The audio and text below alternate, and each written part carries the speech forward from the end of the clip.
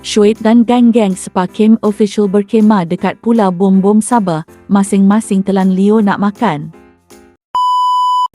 Oh, wush, ikan tongkol bakar. Sebelah sini, sebelah sini, sebelah sini. Nasi, ketam, kutu, ikan talang, kangkung. Oh, semua tengah telan. Kita di Pulau Bom-Bom, Sabah. Bom-Bom. Dengan hari ni blackout pula kampung ni. Tak apa, pakem tu akan tetap diteruskan untuk syuting hari ni, insyaAllah. Pelatuk. Oh, inilah latuk. Subhanallah. Ish.